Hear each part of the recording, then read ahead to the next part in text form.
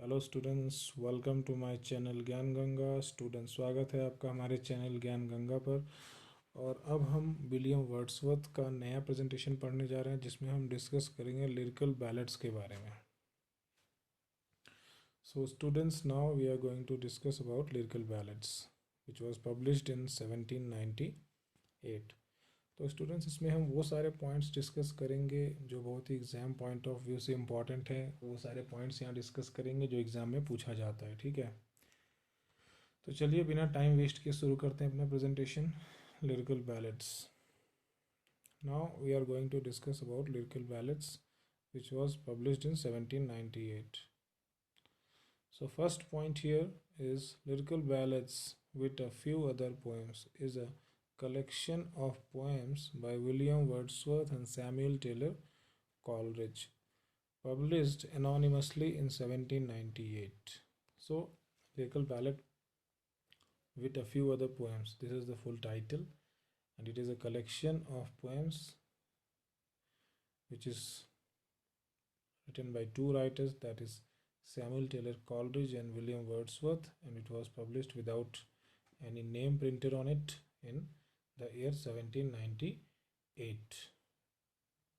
And this time is considered as the beginning of Romantic period, and this work is mostly set in rural England. So we find that these works in the most of the poetry in the work are set in rural England, and it is the time period which is considered as the beginning of the Romantic movement or the beginning of the Romantic period. So students, here we are discussing the things in both the languages, that is English and then in Hindi, so that both the students can be benefited who wanted it in Hindi or English or Hindi in both the languages. So students, now I hope the points are very clear. So you can be asked questions from these points, that whose name was published. So you have to remember that nobody's name was written on the work, and it was published anonymously in the year 1798, and setting is the rural England. So all these things we have to remember. The full title of lyrical ballads we have to remember. It is the lyrical ballads with a few other poems. तो students, ये English में हो गया, अब हिंदी में समझेंगे इसको। तो स्टूडेंट्स, अब हिंदी इंग्लिश दोनों में समझ रहे हैं ताकि सभी स्टूडेंट्स की नीड को यहाँ पर पूरा किया जा सके। जो साउथ इंडियंस है या जो ऐसे जगहों पर रहते हैं जिनकी हिंदी अच्छी नहीं है, तो उनके लिए पूरा मैं इंग्लिश में ही बना रहा हूँ। इसलिए आप ये मत सोचिए कि इंग्लिश में तो छोड़ के भाग गए। तो इसको मैंने पहले बोल दिया आपको, this presentations are going to be in both the languages. ये प्रेजेंटेशन हिंदी और इंग्लिश दोनों लैंग्वेज में होगा। ठीक है, तो चलिए देखते हैं इसमें क्या बता रहे हैं। लिरिकल बैलेट, जैसा कि आपको पता है, 1798 में पब्लिश हुआ पहली बार। इसमें किसी का देखिए नाम नहीं लिखा था, और ये सैमुअल टेलर कॉलरिज और विलियम वर्ड्सवर्थ दोनों का मिला जुला, दोनों ने मिलजुल के इस वर्क को लिखा है। और लिरिकल बैलेट्स का जो पूरा टाइटल है वो है lyrical ballads with a few other poems. ये इसका फुल टाइटल है। तो कई बार आपसे ये भी पूछ सकता है, इसका फुल टाइटल बता दीजिए क्या है। सिंपल क्वेश्चंस भी कई बार पूछ लेता है। ठीक है, ये जो है मतलब रोमांटिक पीरियड की बिगनिंग मानी जाती है। इसी साल से रोमांटिक मूवमेंट की बिगनिंग मानी जाती है कि भाई रोमांटिक पीरियड यहीं से शुरू होता है, 1798 से। इस वर्क के पब्लिकेशन के साथ ही मतलब यहाँ से पूरा ट्रेडिशन चेंज हो जाता है। जो न्यू क्लासिकल पोइट्स थे उनकी पूरी थिंकिंग को बदल के नए तरीके से पोएम को यहाँ पे लिखा जाता है। और जितने भी वर्क थे मोस्टली ये रूरल इंग्लैंड में सेट थे, मतलब गांव देहात के एरिया में सेट करके उन्होंने कॉमन चीज़ों, कॉमन लोगों के बारे में बताया। और पोइट्री का पूरा जो जॉनर था उसको पूरा चेंज कर दिया। पोइट्री का जो पूरा स्टैंडर्ड था, स्टाइल था, वो पूरा चेंज कर दिया। एकदम कॉमन मैन से रिलेट करके उन्होंने पोइट्री को लिखना शुरू किया। और इसमें किसी का नाम नहीं छपा था, ये याद रखिएगा आप। ठीक है, तो लिरिकल बैलेड में किसी का नाम नहीं छपा था जब पहली बार पब्लिश हुआ 1798 में। तो ये हो गया first point. Next point about lyrical ballad is that students, in 1798 edition, the edition of 1798, that is the first edition of lyrical ballads, contains poem mostly by Wordsworth. It means 19 poems are there from Wordsworth and only 4 are by Samuel Taylor Coleridge, including the Rhyme of the Ancient Mariner. ये इसमें मतलब है यहाँ पर। So we find that the Rhyme of the Ancient Mariner is there, Tinton Abbey is there, and all these poems are present in the 1798 edition. So students, you can be asked a question that what are the total number of poems. So total number of poems we find here 19 plus 4, that is 23 poems are there, mostly by Wordsworth, and only 4 by Coleridge. These numbers you have to remember. Sometimes you are asked these numbers also. And the major poems you have to remember, that what are the major poems which are present in the first edition of the lyrical ballads. So keep in mind all these things. तो student देखिए, आपको यहाँ पे ये याद रखना है कि जो 1798 एडिशन था, जो पहला एडिशन था, इसमें 19 पोएम वर्ड्सवर्थ की थी और 4 पोएम सैमुअल टेलर कॉलरिज की थी, जिसमें टिंटन एबी भी है और the rime of the ancient Mariner भी है। तो सैमुअल टेलर कॉलरिज की है ये the rime of the ancient Mariner, और टिंटन एबी जो है वर्ड्सवर्थ की है। तो स्टूडेंट्स, आपको यहाँ पे ये याद रखना है कि कौन कौन सी मेजर पोएम्स इसमें हैं। तो वो सारी चीज़ें आपको यहाँ पे पता होनी चाहिए, ठीक है, कौन कौन सी मेजर पोएम्स इसमें मौजूद हैं, कितनी हैं। तो ये हो गया, ये पॉइंट क्लियर हो गया। Next is that a preface और एसे, preface in the form of an essay is added by Wordsworth in the edition of 1800.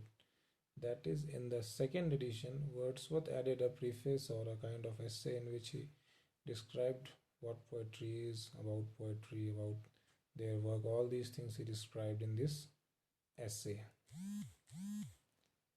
So you have to remember this, that when Wordsworth added this preface or essay to the lyrical ballads, so it is in the second edition, that is in the edition of 1800, Wordsworth added a preface or essay. तो students, आपको याद रखना है कि जो preface add किया था Wordsworth ने, वो कब ऐड किया था? 1800 एडिशन में ऐड किया था लिरिकल बैलेड में। और ये प्रीफेस एक ऐसे के फॉर्म में था, जिसमें इन्होंने ये बताया कि भाई पोइट्री क्या है, किस तरह की पोइट्री लोग कर रहे हैं, कैसा एक्सपेरिमेंट वो लोग उसके साथ कर रहे हैं। तो वो सारी चीज़ें बताई कि किस तरह की पोइट्री क्यों लिख रहे हैं, ये सारी चीज़ें इन्होंने इसमें बताई हैं, जिसके बारे में पूरा डिटेल में हम डिस्कशन करेंगे आगे। Yes, next point we have, there are 38 poems in the second edition. Now we have to remember that there are 38 poems in the second edition. We talked about first edition, now we are talking about second edition. So we have 38 poems in the second edition, and it includes major poems from William Wordsworth. Sorry, it should be William Wordsworth. From Wordsworth, this word should not be here. Like strange fits of passion have I known, she dwelt among the untrodden ways. 3 years she grew, sun and shower. Michael a Pastoral. So all these works are there in the second edition. So this is what we have to know, and we have to remember these things, that what are the major poems present, how many poems are there in different editions of the lyrical ballad. So whatever information I have got, I have put here. So these are the important points for important works which are being asked. So that is why I have put it here. तो students, आपको यहाँ पे ये याद रखना है कि भाई सेकंड एडिशन में 38 पोएम्स थी, जिसमें वर्ड्सवर्थ की कुछ मेजर पोएम्स है, जैसे कि strange fits of passion have I known, she dwelt among the untrodden ways, 3 years she grew, sun and shower, and Michael a pastoral. ये सारी पोएम्स इसमें हैं। तो ये सारी पोएम्स आपको याद रखनी है कि किस एडिशन में है ये। तो आपसे पूछ सकता है कि भाई ये पर्टिकुलर पोएम किस एडिशन में पब्लिश हुई थी। तो आपको याद रखना है कि ये पर्टिकुलर पोएम किस किस एडिशन में पब्लिश हुई है। Next point we have, in the third edition of 1802, Wordsworth added an appendix, Poetic Diction, in which he elaborated about the poetic principles of preface. So in the third edition, that is in the edition of 1802, Wordsworth added an appendix named Poetic Diction, and in which again he further elaborated on the principles about the things, what is poetry and what they are dealing with in these works, why they are dealing with these works, why they are writing such kind of poetry. All these things they have discussed. That is mainly the poetic principles, how a poetry should be, what the language of poetry should be. All these things they discussed in this preface, and again they added in this Poetic Diction. तो students आपको यहाँ पे ये याद रखना है कि जो थर्ड एडिशन है वो 1802 में आया, और वर्ड्सवर्थ ने इसमें फिर से एक अपेंडिक्स ऐड किया जिसका नाम पोएटिक डिक्शन था। इसमें फिर से इन्होंने वही अपने पोएटिक प्रिंसिपल्स जो कि प्रीफेस में इन्होंने जो मतलब बताया था उसी को फिर से इन्होंने यहाँ पे एलेबोरेट किया। जो प्रीफेस में इन्होंने जो पोइट्री के बारे में जो कुछ प्रिंसिपल्स के बारे में बताया था कि पोइट्री क्या है, कैसी है, क्यों है, वो सारी चीज़ें इन्होंने यहाँ पे फिर से बताया कि पोइट्री इस तरह है तो क्यों है। तो मतलब पोइट्री के बारे में जो एस्से लिखा था उन्होंने वो फिर से यहाँ पे इसमें उसको उन्होंने इलेबोरेट किया, फिर से उसको उन्होंने यहाँ पे डिटेल में डिस्कस किया है।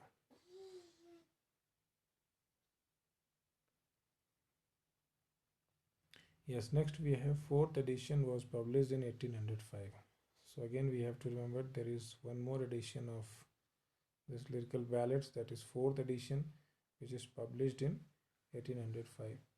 So students, we have to remember that what are the different editions, in which year they are published, these dates are asked in exam. So all the basic information I have put here so that you need not to go here and there. तो students आपको ये भी याद रखना है कि जो fourth edition था वो पब्लिश हुआ 1805 में। चलिए फिर से कुछ जानते हैं फर्स्ट एडिशन के बारे में क्या बता रहा है। The first poem in 1798 edition is the rime of the ancient mariner. So we have to keep in mind that in the first edition of the lyrical ballads, that is in the edition of 1798, the rhyme of the ancient mariner is the first poem and the last poem is Tintin Abbey. And Wordsworth focused on nature and natural theme, natural beauty, all these things Wordsworth focused on, and Coleridge focused on supernatural element, imagination, all these things Coleridge focused on. So we have to remember that on what thing Wordsworth has focused and on what thing Coleridge has focused. So we have to remember that Coleridge has focused on supernatural elements and imagination, and Wordsworth has focused on nature and natural thing and natural beauty. All these things Wordsworth has focused on. तो students आपको एक और point यहाँ पे याद रखना है कि जो फर्स्ट पोएम थी 1798 के एडिशन में, यानी कि जो पहला एडिशन था हमारा लिरिकल बैलेट्स का 1798 में जो आया था, उसमें जो फर्स्ट पोएम थी वो थी the rime of the ancient Mariner. देखिए क्वेश्चंस कई बार पूछा गया है, मैंने देखा है किसी किसी एग्जाम में। तो जो rhyme of the ancient Mariner है ये पहली पोएम थी इस एडिशन में, और लास्ट पोएम थी टिंटिन एबी। तो किसने लिखी ये भी आपको बताना चाहिए। The rime of the ancient Mariner लिखी है सैमुअल टेलर कॉलरिज ने, और टिंटिन एबी लिखी है वर्ड्सवर्थ ने। और वर्ड्सवर्थ ने मेनली किस चीज़ पे फोकस किया अपनी पोएट्रीज में, नेचर पे, यानी कि प्रकृति के ऊपर, प्राकृतिक सौंदर्य, प्राकृतिक जो भी मतलब आकर्षण होता है, नेचर होता है, प्रकृति होती है, उसके ऊपर फोकस किया है। और कॉलरिज ने जो फोकस किया वो सुपर नेचुरल एलिमेंट या इमेजिनेशन। ठीक है, तो सुपर नेचुरल एलिमेंट या इमेजिनेशन के ऊपर कॉलरिज ने फोकस किया है। तो ये सारे पॉइंट्स आपको याद रखने हैं। So you have to remember all these points about lyrical ballads. And when we are talking about lyrical ballad, the very important point came here is the preface to lyrical ballads, is the essay. So this is also a very important thing. Now we will discuss this because it is related to lyrical ballads. Now next point we have in his preface to lyrical ballads, it is an essay in 1800. So this preface was added in which edition? It is added in the 1800th edition of the lyrical ballads. This is what we have to remember, that when this preface was added by Wordsworth, it is in the 1800, yani it means second edition of the lyrical ballads. So Wordsworth here talked about the art of poetry, and he gave the definition. That is, poetry is the spontaneous overflow of powerful feelings. It takes its origin from emotions recollected in tranquility. So we have to remember this, that this 1800th edition, it means in the second edition, Wordsworth added this preface to lyrical ballad, that is an essay he added, where he talked about art of poetry, why poetry is writing, why he is writing this kind of poetry, what poetry should be, how poetry should be written, all these things he has discussed, that why they are doing these things. Okay.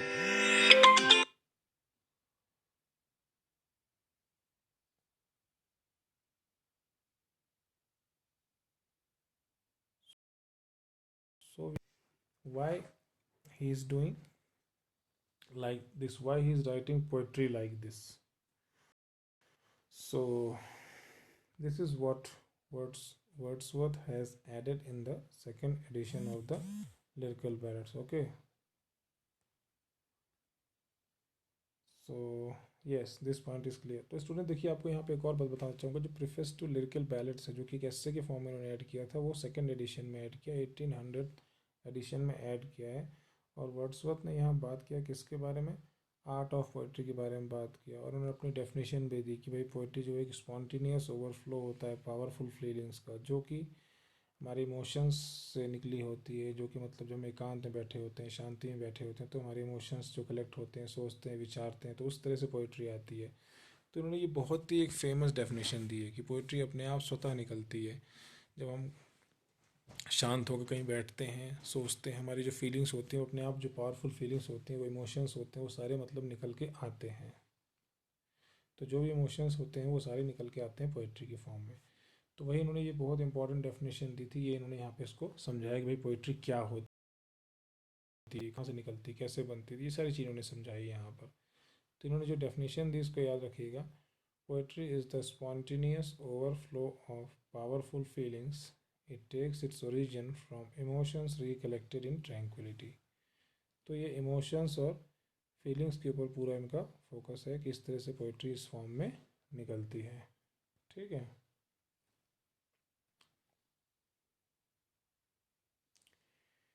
तो ये हो गया clear. I hope अगर कोई point आपको clear ना हो students तो आप बताइएगा। ठीक है, ये सारे पॉइंट्स देखिए जिस पे क्वेश्चंस बनते हैं, ये वही सारे पॉइंट्स हैं।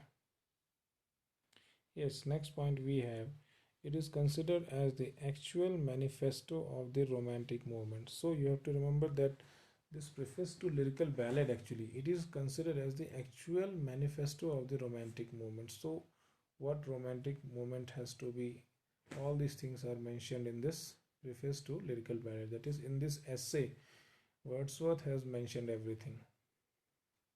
तो स्टूडेंट्स हमें यहाँ पे ये याद रखना है कि जो एक्चुअल मैनिफेस्टो है रोमांटिक मूवमेंट का, वो हमारा यही है प्रीफेस टू लिरिकल बैलेड, यानी कि जो एस्से इन्होंने जो ऐड किया है, जो प्रीफेस इन्होंने ऐड किया है सेकेंड एडिशन में, यही मतलब सब कुछ समझाता है कि रोमांटिक मूवमेंट में कैसे क्या है। ठीक है, तो एक्चुअल जो मैनिफेस्टो के रूप में है, यही हमारा ये प्रीफेस माना जाता है। Next point we have, in his essay, Wordsworth talks about the common use of language and about common people in his poetry so that he can connect with common people. So Wordsworth is actually not talking about something very difficult, something very huge. He's taking common people, he's taking common language so that common people can connect with it. He's talking about nature, he's talking about rural area, he's talking about villages, he's talking about rivers and nature and forests. So all these things he's talking about, very common thing which everybody can connect with. So Wordsworth has taken everything common, everything simple, everything related to daily life, daily uses, what we do in our daily life. So Wordsworth has taken every common thing with which every mass can connect, all people can connect. तो student देखिए यहाँ पे क्या Wordsworth बता रहे हैं कि भाई उन्होंने एकदम common language, simple language use की, बहुत हाई फाई लैंग्वेज भी नहीं यूज़ की, बहुत ही मतलब कॉमन पीपल के बारे में बात करें। जैसे आपने लूसी ग्रे में देखा, एक छोटी सी बच्ची थी, गाँव से बाहर रहती थी, उसके बारे में आपने देखा, तो आपने देखा मतलब सिंपल एकदम कॉमन लोग जो रोज़मर्रा की ज़िंदगी में जैसे जो अपना काम कर रहे हैं, आ रहे हैं, जा रहे हैं, उसके बारे में उसको उठाया और फीलिंग्स को, इमोशंस को प्रेजेंट किया, सुंदरता को, नेचर को, सिंप्लिसिटी को प्रेजेंट किया, कॉमन पीपल, कॉमन लैंग्वेज, जिससे कि आप कॉमन पीपल से कनेक्ट कर सकें। तो इस तरह की चीज़ों को वर्ड्सवर्थ ने यूज़ किया है। यही इन्होंने समझाया कि भाई हम अपनी पोइट्री में जो है इस तरह की चीज़ें यूज़ कर रहे हैं। अपने एस्से में इन्होंने इसी चीज़ को समझाया है कि कॉमन लैंग्वेज यूज़ किया, कॉमन पीपल के बारे में किया, और इस तरह से किया कि कॉमन लोगों से इसको जोड़ सके, ताकि हर आदमी पढ़ सके, समझ सके इस फीलिंग को, इस थॉट को, इस इमोशन को, इस विचारधारा को, हर चीज़ को अच्छे से कोई ना कोई समझ सके जब कोई भी इसको पढ़े। तो ये इन्होंने वर्ड्सवर्थ ने यहाँ पर इस तरह से बताया है अपने एस्से में, यानी कि प्रीफेस टू लिरिकल बैलेड में इन्होंने यही सब बताया है। Now next point is, Wordsworth considered ordinary life as the best subject of poetry. This is a very important point, that Wordsworth has given importance to the ordinary life, that is the life of a common people, and he said that it is the best subject of poetry. There is no need to look here and there for that, from what topic, from what subject we, on what subject we make a poetry. So Wordsworth has taken ordinary life of a common people as a best subject of poetry. तो student देखिए, बहुत ही simple सी बात बताई Wordsworth ने।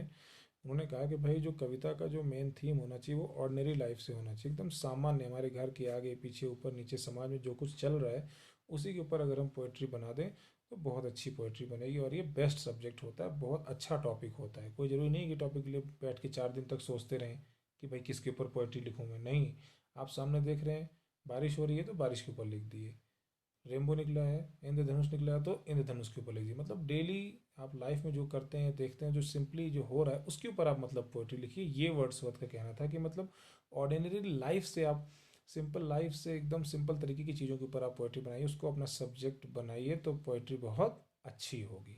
ये Wordsworth ने कहा। He considered everyday language is best for poetry. And one more thing, that there is no requirement of very huge and very lofty language for a poetry.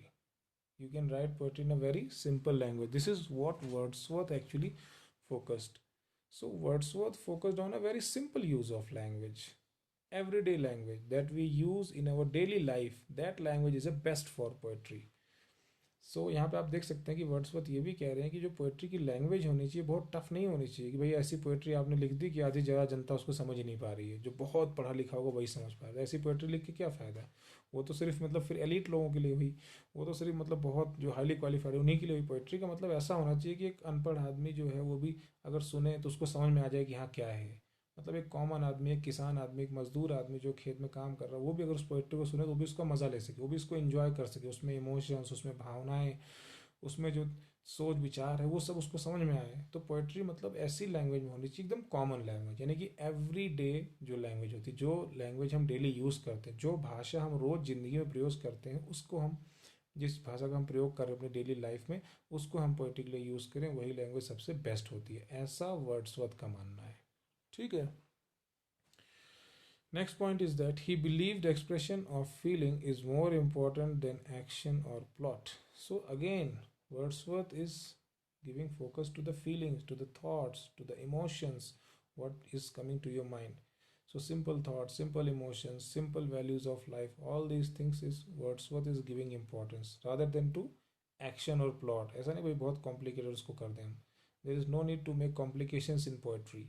There is no need to take complicated topics for poetry. So Wordsworth believes in the expression of simple feelings, thoughts, emotions, which a common person can experience.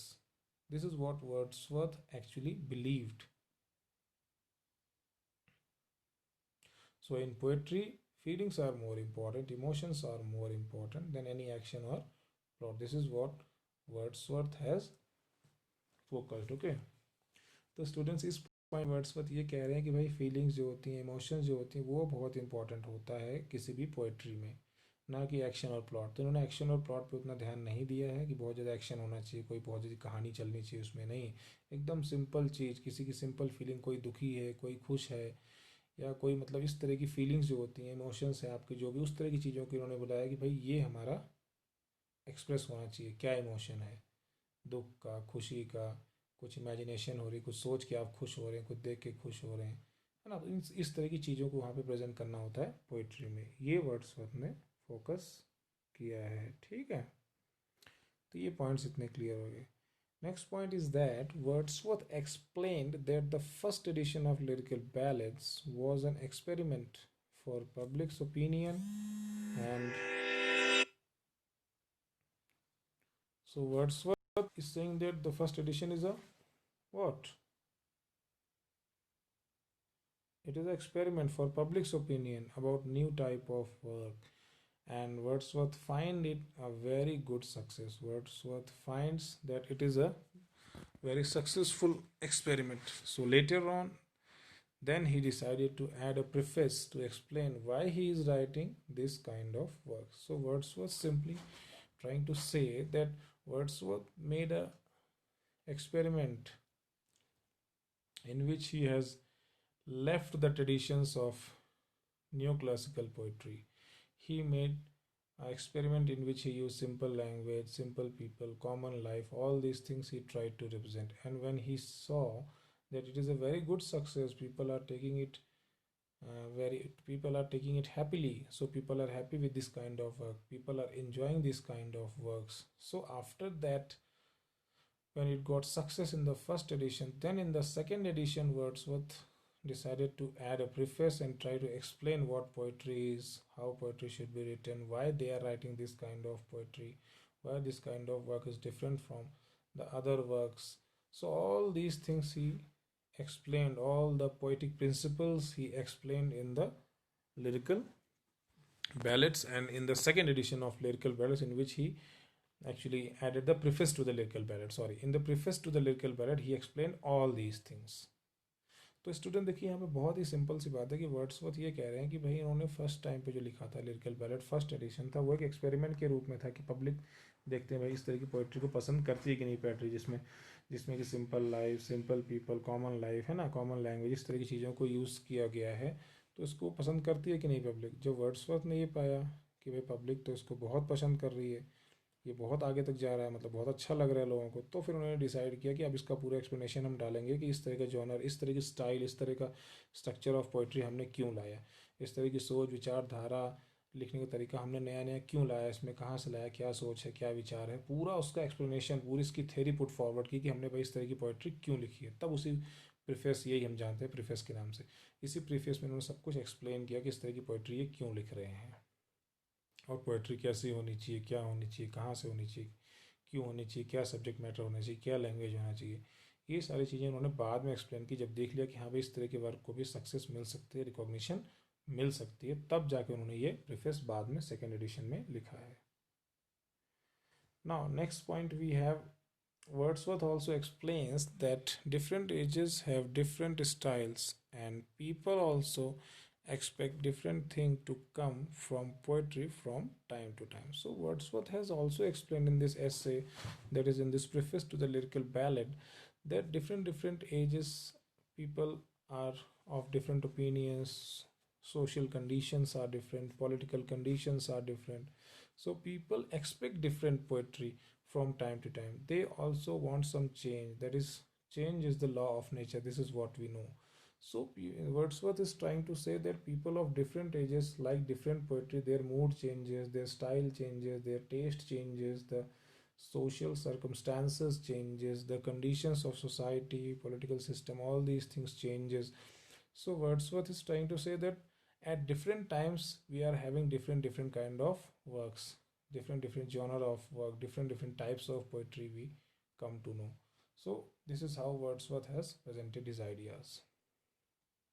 तो students देखिए Wordsworth यहाँ पे ये explain कर रहे हैं कि देखिए डिफरेंट एजन में डिफरेंट स्टाइल ऑफ पोइट्री होता है, डिफरेंट पीपल होते हैं, डिफरेंट सिस्टम होता है, डिफरेंट सामाजिक मतलब सिस्टम होता है, डिफरेंट पॉलिटिकल सिस्टम होता है, डिफरेंट टाइप की चीज़ें, डिफरेंट टाइप की पोइट्री भी इसलिए लोग एक्सपेक्ट करते हैं, क्योंकि एक ही तरह की चीज़ों से लोग बोर हो जाते हैं, उन्हें कुछ नया चाहिए होता है, और समाज में जिस तरह की सोच विचारधारा होती है उसी हिसाब से नई तरह की चीज़ें भी जन्म लेती हैं। होता है ना भाई, चेंज, बदलाव, बदलाव तो प्रकृति का नियम है, तो बदलाव आता है, सोच विचारधारा बदलती है तो सब कुछ बदलती है, तो पोइट्री का देखिए स्टाइल भी बदल जाता है। इस तरह से वर्ड्सवर्थ ने अपने आप को पूरा यहाँ पे समझाने की कोशिश की है कि हम इस तरह की पोइट्री क्यों लिख रहे हैं, क्योंकि आज की ये डिमांड है, आज की ये डिमांड है और लोगों तक पहुंचनी चाहिए, सबको पहुंचना चाहिए, नहीं कि बस कुछ ग्रुप के लोग ही पोइट्री के बारे में समझ पे पोइट्री क्या होती है, एक कॉमन मैन तक पहुंचने की कोशिश इन्होंने वर्ड्सवर्थ ने की है। तो this is what Wordsworth has explained in the preface to the lyrical ballads. Next point is that the purpose of a, sorry, there is a typing mistake. So here actually the Wordsworth is trying to say that the purpose of a poetry is that to present emotional experiences in natural form. So purpose of poetry, here it should be poetry. The purpose of poetry is what? To present emotional experiences in natural form. So there should be no manipulation, there should be no materialism, there should be no artificialness, there should be no artificialities, it should be natural, it should be emotional, it should be related to your feelings. All these things has to be presented with the poetry. This should be the function of poetry, this should be the purpose of poetry. So the purpose of poetry is what? The purpose of poetry, the purpose of a poetry, it should be poetry. Okay, the purpose of a poetry is to present what? Is to present emotions or emotional experiences in natural form. Okay, so Wordsworth has emphasized that the purpose of poetry is to present the emotional experiences in natural form there should be no manipulation. तो दोस्तों students यहाँ पे क्या बोल रहे हैं कि Wordsworth ये कहना चाहते हैं कि भाई जो पोइट्री का पर्पस है वो क्या है, पोइट्री होती किस लिए, पोइट्री यहाँ पे अपने इमोशनल एक्सपीरियंसेस को प्रेजेंट करने के लिए है नेचुरल फॉर्म में. तो जो भी आपके इमोशनल एक्सपीरियंसेस फीलिंग्स हैं, यहाँ पे एक पर्पस भी दे दिया इन्होंने पोइट्री को कि ये पर्पस होता है पोइट्री का कि वो अच्छे तरीके से इन चीज़ों को प्रेजेंट करे, नेचुरल फॉर्म में प्रेजेंट करे, उसके साथ छेड़छाड़ ना हो, ताकि नए लोगों को असली चीज़ मिले, नेचुरल चीज़ मिले. तो ये पर्पस होता है, ये फंक्शन होता है पोइट्री का कि इमोशनल एक्सपीरियंसेस को नेचुरल फॉर्म में प्रेजेंट करो. ठीक है. Next point we have Wordsworth criticised late new classical poet of harshness and of being unable to connect with the readers and not able to connect to the common life and people. So this is what Wordsworth said, that why they are not writing in the previous tradition, that is of neoclassical poets. He said that neoclassical poets are not able to connect with the people, they are not able to connect with their readers, they are not able to connect with the common people, common life, so they are very much away from the society, they are not able to connect the major part of the society. This is what Wordsworth has said and he has criticized. So this we have to remember, that why Wordsworth left the tradition of the neoclassical poet or late neoclassical poets, because of their harshness, because they are not able to connect people, and because they are not able to connect readers, not able to connect real life or real people, common life and common people. So that is why Wordsworth left that idea or left that genre and wrote poetry in a new style, new way. तो यहाँ देखिए students, Wordsworth ये कह रहे हैं कि new classical जो poets थे वो लोगों से कनेक्ट नहीं कर पाते थे, रीडर के साथ, कॉमन लाइफ के साथ, पीपल के साथ, सबके साथ कनेक्ट नहीं कर पाते थे, और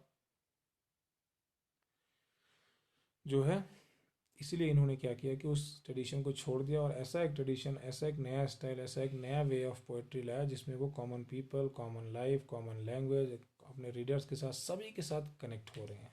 इस तरह की पोएट्री को लिखने के लिए उन्होंने नया एक वे डेवलप किया कि हम नई तरीके की पोएट्री लिखेंगे जिसमें हम सभी के साथ कनेक्ट करें. तो ये इन्होंने प्रीफेस टू लिरिकल बैलेड में एक्सप्लेनेशन दिया है पूरा कि हम इस तरह की पोएट्री क्यों लिख रहे हैं. ऐसा नहीं कि भाई वो बुरे थे, नहीं, वो समय बदल गया, स्टाइल बदल गया, सब कुछ बदल गया, ये कहना चाहते हैं. वो उनको नहीं कह रहे हैं कि भाई ख़राब है, नहीं.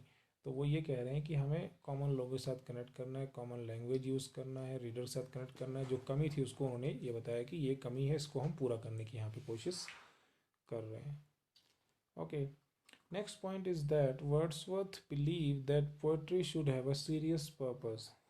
Again, that we talked earlier, that there is a purpose of poetry. A poetry should have a proper purpose. A poetry should be presenting emotions, it should be presenting feelings, it should be connected with the every man, every masses, it should be connected with this is what Wordsworth has said in the preface to the lyrical ballad, that what should be a poetry like, it should have a serious purpose. It should not be only for entertainment, it should have a purpose, it should have a serious purpose, and that purpose has to be very serious. This is what Wordsworth said about poetry in preface to lyrical ballad. तो यहाँ पे देखिए students, Wordsworth ये कह रहे हैं कि poetry का एक सीरियस पर्पस होना चाहिए, उससे कुछ अर्थ निकलना चाहिए, नहीं कि बस मस्ती मजे के लिए लिख दिया कुछ भी खाली. उसमें कुछ फीलिंग, कुछ इमोशंस, कुछ भावनाएं, कुछ पर्पस, कुछ रिजल्ट, कुछ वैल्यूज़, कुछ इस तरह की चीज़ें होनी चाहिए जिससे आपने कुछ सीख सके, समझ सके, और इन्जॉयमेंट भी साथ में रहे. सब कुछ मिला जुला होना चाहिए, सिर्फ एक पर्पस नहीं होना चाहिए, एक सीरियस पर्पस होना चाहिए, ये कहना चाहा वर्ड्सवर्थ ने. ये अपने लिरिकल बैलेट के जो प्रीफेस है, जो ऐसे उन्होंने लिखा है, उसमें इसको समझाया है.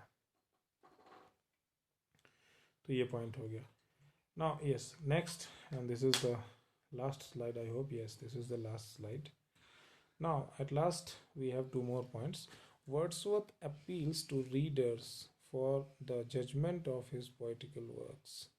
And Wordsworth has also appealed readers that they should give judgment whether they are liking it or not, whether they are enjoying it or not. So Wordsworth is trying to get connected to the people, get connected to the masses, whether they are getting it or not, whether it is going to be some helpful for them or not, whether all masses are able to connect with it or not. So Wordsworth has appealed to the readers for the judgment of his poetical work, so that they give some judgment whether it is good or not, whether it is beneficial or not, how it is beneficial, in which way it is beneficial. So Wordsworth appeal to the readers. तो student देखिए इस point में क्या है, Wordsworth क्या है, appeal करते हैं रीडर से कि भाई कुछ जजमेंट करो मेरी पोइट्री का, बताओ कैसी है कैसी नहीं है। वर्ड्सवर्थ वहाँ से अपने रीडर से भी मतलब जजमेंट मांग रहे हैं अपने पोइटिकल वर्क का, ताकि वो सभी की नीड्स को सेटिस्फाई कर सकें, ताकि वो सभी को इच्छाओं को फुलफिल कर सके, ताकि वो सभी के लिए कुछ कर सके। ये नहीं कि बस एक पर्टिकुलर ग्रुप के लिए पोइट्री लिख दी बस, ताकि वो कॉमन पीपल, कॉमन लाइफ सभी से कनेक्ट कर सके। इसलिए वो सभी से वहाँ से कहीं ना कहीं कुछ जजमेंट मांगते हैं लोगों से, ठीक है। तो ये इन्होंने सारी चीज़ें बताई हैं। And last point is that he actually do not want to disregard the poetry of others, but he want to popularize the new form of poetry in common masses. So Wordsworth is, I already told you that Wordsworth is not disregarding, or Wordsworth is not saying that they are bad, but Wordsworth is actually trying to popularize a new form of poetry. That old tradition he wanted to change, he wanted to create some new tradition, he wanted to get connected with the common masses, because earlier poetry was not connected with the common masses. A common labor, a common farmer, a small girl, all these things, all these people will not be able to understand what poetry is. So Wordsworth has tried to connect to common masses, common people, common masses, common language, common ideas, common life situations, daily life situations. He tried to present through the poetry this new kind of poetry structure, this new genre of poetry he tried to popularize. And he never wanted to disregard the poetry of earlier poets. This is what Wordsworth has made very clear in his preface to lyrical ballads. So students, हाँ तो student देखिए यहाँ पे क्या हो रहा है कि वर्ड्सवर्थ कह रहे हैं कि भाई हम किसी की पोइट्री को बुरा नहीं कह रहे हैं, किसी को डिसरिगार्ड नहीं कर रहे हैं, लेकिन हम क्या चाह रहे हैं कि नया फॉर्म ऑफ पोइट्री पॉपुलराइज करना चाह रहे हैं, जो कि हर आदमी तक पहुंच सके, हर कॉमन इंसान तक पहुंच सके। जो एक किसान मजबूर है, जो एक मज़दूर है, जो एक किसान है, जो मतलब इस तरह के लोग जो हैं, जो बहुत ज़्यादा एजुकेटेड नहीं होते हैं, जो बहुत हाईली एजुकेटेड नहीं होते हैं, उस तरह के लोग भी पोइट्री को समझ सकें कि पोइट्री क्या होती है, उसका आनंद ले सकें, उसको समझ सकें, उनको पोइट्री में प्रेजेंट किया जाए, उनका भी रिप्रेजेंटेशन दिया जाए। भाई वो भी तो समाज का हिस्सा है, तो कॉमन मासेस तक भी पोइट्री को पहुंचाया जा सके। इस तरह का कुछ उन्होंने नया फॉर्म ऑफ पोइट्री करना चाहा, जो प्रकृति से कनेक्टेड है, नेचर से कनेक्टेड है, डेली लाइफ सिचुएशन से कनेक्टेड है, एकदम सिंपल लैंग्वेज, जो कॉमन लैंग्वेज हम डेली यूज़ में बोलते हैं उस तरह की लैंग्वेज से कनेक्टेड है, हर आदमी उसको समझ पा रहा है। ठीक है, रोज़ जो खेती कर रहे हैं लोग, घर से आ रहे हैं, जा रहे हैं, बारिश हो रही है, जो भी मतलब हम देख रहे हैं, कोई लड़की आ रही है, जा रही है, जैसे लुप्सी गिरी में वो लड़की जा रही है अपनी माँ को लेने, उस तरह की मतलब कॉमन लोगों की जो फीलिंग्स हैं, कॉमन लोगों के जो इमोशंस हैं, इमोशंस को, फीलिंग्स को, कॉमन लाइफ को, कॉमन लैंग्वेज को, इन सभी चीज़ों को रिप्रेजेंट किया, ताकि हर आदमी समझ सके पोइट्री को, हर आदमी उसको कुछ उससे लेसन्स ले सके, कुछ कुछ उसका जो सीरियस पर्पज़ है उसको समझ सके, कुछ मोरल वैल्यूज़ वहाँ से ले सके। ये सारी चीज़ें वर्ड्सवर्थ ने यहाँ प्रेजेंट करने की कोशिश की। थॉट्स को, फीलिंग को, इमोशंस को, इन सारी चीज़ों को वर्ड्सवर्थ ने प्रेजेंट करने की कोशिश की अपनी पोइट्री में। यही सब कुछ इन्होंने अपने preface to the lyrical ballad में समझाया है। तो ये सब स्टूडेंट्स हो गया preface to the lyrical ballad के बारे में। तो स्टूडेंट्स देखिए हमने यहाँ पे preface to the lyrical ballad के बारे में डिस्कस कर लिया, और लिरिकल बैलेड्स के बारे में भी डिस्कस कर लिया। देखिए ये जो प्रेजेंटेशन है बहुत इंपॉर्टेंट है, इसमें बहुत सारे क्वेश्चन हमारे बनते हैं। ठीक है, तो लिरिकल बैलेड्स पूरा डिस्कस हो गया, preface to the lyrical ballads भी डिस्कस हो गया। अगर इसमें फिर भी आपको कोई पॉइंट नहीं समझ में आया, कुछ भी ऐसा है, तो आप कमेंट करके पूछ सकते हैं, आपके लिए फिर और भी उस हिसाब से नए प्रेजेंटेशन बना दिए जाएंगे। तो स्टूडेंट्स नेक्स्ट हमारा जो प्रेजेंटेशन होगा वो एक पोइट्री होगी, द सॉलिटरी रीपर। ये poetry, this poetry we will discuss in our next presentation whenever it will come, the solitary reaper. This presentation, next presentation will be for the poetry the solitary reaper. So I hope this this presentation is helpful to you. और इसमें अगर कोई चीज़ ना समझ में आई हो तो पूछिएगा, तो हम पूरी कोशिश करेंगे कि आपके डाउट्स को क्लियर करें। और ये इसमें जितने भी पॉइंट्स लिखे हैं सारे पॉइंट्स बहुत ही इंपॉर्टेंट हैं, तो इन सबको आप अच्छे से पढ़ लीजिए, समझ लीजिए, दिमाग में बिठा लीजिए। किसी भी तरह की हेल्प चाहिए तो आप कमेंट करके इसमें ज़रूर बताइए कि ये चीज़ नहीं समझ में आई, ठीक है। और ये टीजीटी पीजीटी और नेट लेवल तक ही आपको हेल्प करेगा। तो मेनली हम अभी यूपी टीजीटी पीजीटी पे फोकस कर रहे हैं। तो इंग्लिश लिटरेचर का हमारा यूपी टीजीटी पीजीटी का बैच चल रहा है, इसको अच्छे से पढ़िए, समझिए, कोई डाउट हो तो पूछिए। और वीडियो अच्छा लगे तो इसको सभी को शेयर कीजिए और चैनल को सब्सक्राइब कीजिए। और कुछ भी डाउट हो तो उसको ज़रूर पूछिए। तो स्टूडेंट्स, मिलते हैं नेक्स्ट प्रेजेंटेशन में। Thank you.